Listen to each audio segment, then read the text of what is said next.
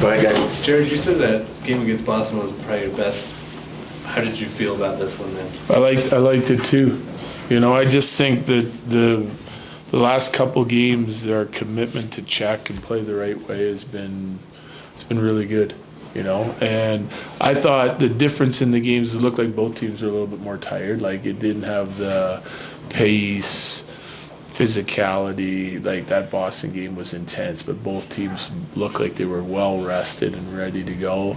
This one had the same level of detail, and we did a great job on both sides of it. It just didn't have the get up and go from both teams. So what's changed these last two games? Is this a culmination of the work you guys have put on all season? It's not just 2 games.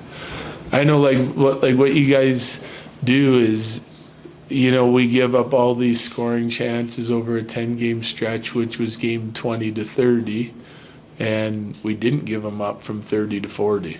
We just didn't. I mean, it's not my analytics, it's the league's analytics. So, like, our checking commitment has been good for a while, and now we're starting to see it. Like, that was just really consistent, really good, you know. But there's a lag in, you know, when we're playing really good, it gets talked about maybe when we're already starting to play poorly, and there's a lag in when we're checking good that it's just magically happening now. But it's been happening since game 30. What kind of level is MacKinnon playing on right now, Coach? It's high. I mean, it's because it's magnified for me as the coach because we need him more now. I mean, we've been through stretches where we've needed him like this, but missing a few guys out of the lineup, you know, the depth of our forward group, and for him to be able to just bring it every single night, it's been impressive. But his game's always at a high level. It's just that now it's just like every game, he's finding a way to impact the game in a positive manner. Do you think sometimes we might take it for granted?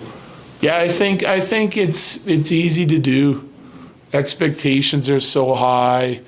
You know, I notice, you know, like listening to the sports radio and everything else, you know, Joker didn't have a great game last night. Well, he's been the best player in the league for 3-4 plus years, and he's doing it every night in a different way. Like, if he doesn't have his legs, he passes it off and gets, you know, 15 assists, whatever it is, you know, and then, but it doesn't make it any less special. It's the same for Nate. Like, he has a bad game, and everyone's like, oh, Nate didn't do it tonight. Well, he just did it 40 games in a row, you know. I mean, what do you want him to do? The guys are going to, like, run out of legs every once in a while, or they're not going to have their best stuff, or they might not be feeling well. It could be anything, you know. It's a marathon of a season, so you got to look at the whole body of work. It's hard to criticize guys, or, you know, we praise them when they have a really good game because it's like you're in the moment and it's that game. But it's hard to criticize guys if they have an off night every once in a while. And I think Nate's are few and far between, so it's pretty special.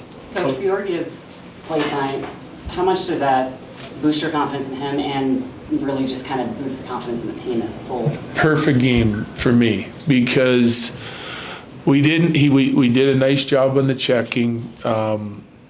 You know, you're never going to go through the game with 0 scoring chances against. And you're going to have, against good teams, you're going to have a couple big, they're going to earn a couple grade A chances, right? We held those numbers down, but like the ones that stand out for me, he gets, the one hits the post right down in the second period. He battled the first period to find all these loose pucks at the net front when our D and low forwards were battling and the pucks around the crease. He just stayed on it, smothered a bunch. I love that out of his first period. The penalty kill goal that they slid across the crease, I think it was Stone, a righty put, and he got his pad on it. That was a huge save at a key time, right? So this is exactly how I want our team to be. Like, I don't want us like giving up a lot of chances, and when we have a big breakdown, we need our goalie to make a save. It's the difference between winning and losing. And tonight he was perfect in that regard. And Boston game was a really good game, you know. So yeah, he's starting to. When our team's playing the right way, he gives us a chance to win every night. Coach, after that November 4th Vegas game, Nate used the word chemistry, said the chemistry was a little bit off. I think you used the word buy-in, that you guys are still working on getting everyone there. From that game to now, what can you say about the way the group has kind of gelled and bought into the system and the culture and all that? Well, that's the improvement for me. Like, I just think it's a work in progress, right? Like, you're not going to, even though our record's 6-0 out of the gate, that was far from perfect hockey, you know? But you got to find ways to carve out wins. You're not at your best. Your opponents aren't at your best. You're still working on things. And you can show guys and teach guys, and they all are clear on the structure. But, you know, until the team kind of really figures out what exactly it's going to take to win on a nightly basis, you're going to have like holes and gaps in your game that you're always like plug in, and then something else pops up, and different things have popped up over the course of the season that have been really good that we're trying to replicate, and then there's things that have popped up that have been really poor and we're trying to fix. But you can start to see the work. Like, everyone wants to win, and then so when the buy-in gets to the commitment to play that way, it's always boils down to giving up a little bit of yourself to make the team better, you know, for whatever sacrifice that what that is that we're asked them to make.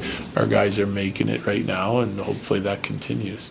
Go ahead, Richie, go ahead. It does look like schematically you guys have changed things up a little bit on the power play. Is that the case? And if so, what inspired that change?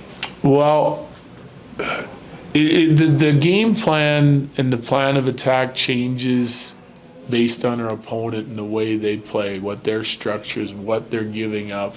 There's a deep dive done by Ray on teams' analytics and what they're giving up, what we feel like we might be able to expose. But it's still, they got to, you know, take what the other team gives you, you know. And I think there's a really good decision making by those guys right now. The execution is high. It's not like we didn't just like all of a sudden just come up and make a change to make it good, you know. The execution within the game plan and the recognition of what teams are giving us and what could be open is what's really amped up from the players, and probably honestly a little bit of that buy-in too, you know. Like, instead of getting stubborn and getting stuck on one play or this play or that play, it's just like, you know, what are they giving us, and take advantage of it right away. So that recognition, awareness, and then the execution part of it has been great. You last ones.